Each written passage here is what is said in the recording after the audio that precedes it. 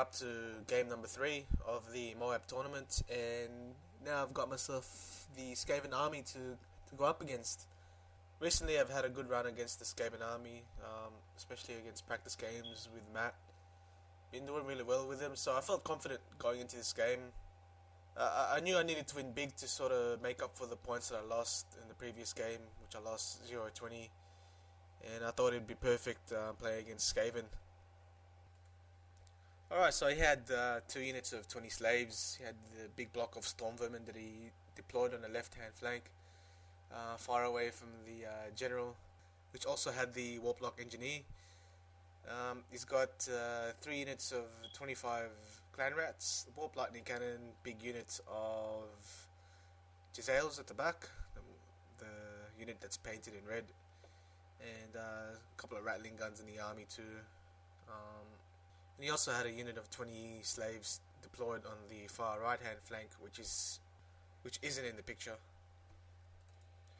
Now in my deployment I've decided to just bunch up the big blocks in the middle there.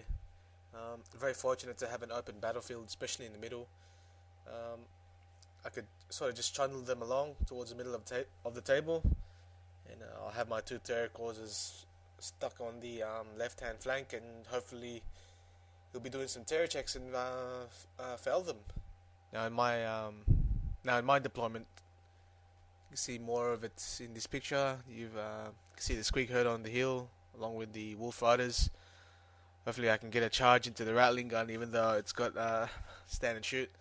Thought I'd give it a go, why not? Bolt throwers down the hill, using the little gaps that I've got in between the units. And in this picture you can actually see his 20 slaves up on the right hand flank there. Also forgot to mention that he had 6 sensor bearers just behind the unit of plague monks there. There's also a bit of magic in his army. He had the 2 warplock engineers and the Gracie, along with the plague monk hero. I think that's what he had in his plague monk unit. You can see in this picture I've deployed my wyvern on the far left hand side there. Now on my first turn I've actually moved them up in between the units of slaves and the storm vermin unit, just behind that building and that impassable terrain there. Yeah, I've stuck him there to make him take terror tests, and fortunately for me he failed with the storm vermin. Unfortunately he rolled low enough for them to stick around into the battle instead of fleeing off the table. Also the slave unit ran away due to terror because the general was so far away and having a crappy leadership of I think 5. 9 times out of 10 they're not going to stick around against a terror causer.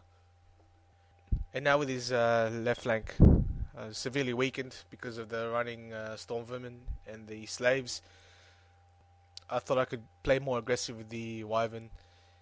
And the giant was copying some hits from the Giselles, copying a wound here and there. But luckily that he didn't fell the giant yet. Also fortunate that I still had the wolf riders and the savage orc boar boys, which can now run along the left flank as well and threaten his plague monk unit. So anyway, he's charged in with his plague sensor bearers there onto the big fella. He's done a wound on the wyvern, but managed to kill him off with the remaining attacks that I had. Yeah, there goes his sensor bearers. So after getting rid of the sensor bearers, I've decided to charge the Gracie's unit with the wyvern. Got him in there. He was shooting very accurately with his Giselle, so I got the giant out of the way there. Moved him behind the building. He could probably get 1 or 2 shots into the giant, but as long as he wasn't getting 10 shots, I was more than happy with that. I've moved the wolf riders towards the plague monks who are frenzied, so he'd have to charge it through the fanatic, and I would have just fled with the wolf riders. In the ensuing combat phase, the Black Orc war boss with the Shagger Screaming Sword had 3 characters around his little area there. Did fluff it a little bit, did manage to kill 3 with him, and the wyvern managed to kill I think 1 or 2. But he did flee, got rid of that unit, ran him down, and I just overran into the other unit of clan rats. Yeah, he wasn't having too much success with his warp lightning cannon too. He was just shooting the units of spider riders, which he had cut down to about 3 of them. But when he shot his warp lightning cannon, he shot it a strength of 2. Didn't manage to kill him, so I was still threatening that warp lightning cannon with 3 spider riders, and at the same time march blocking the slaves that he had on the right hand flank.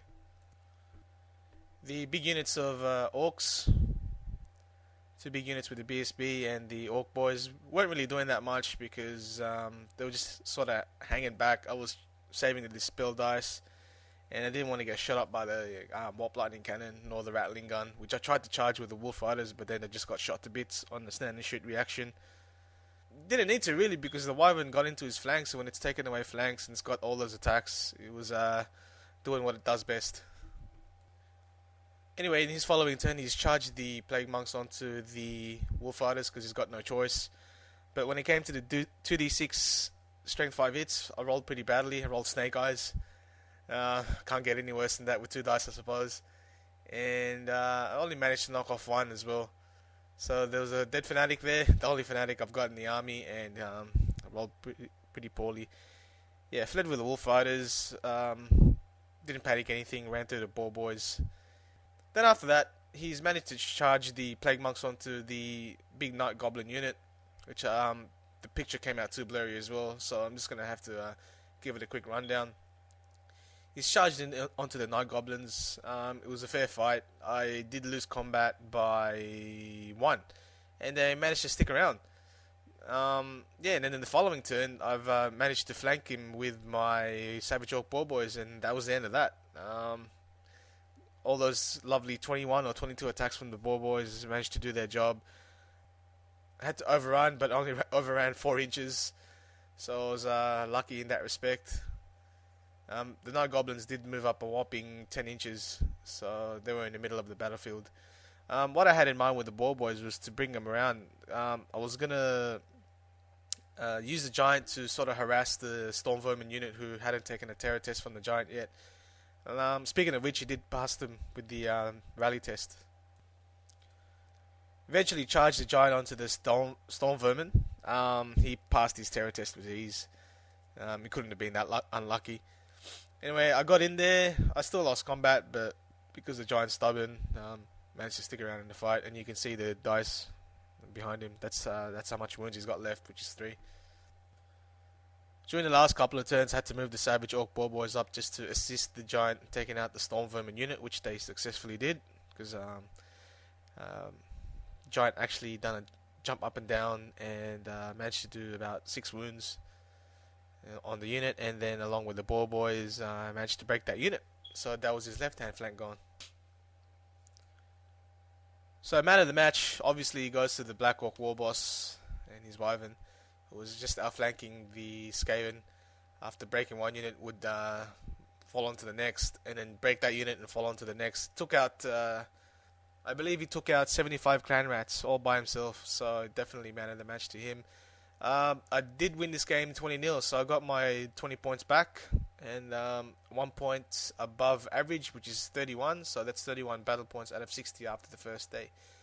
So, yeah, I didn't have to work too hard on the other games now that I've got my 20 points back. We'll see what happens on the second day.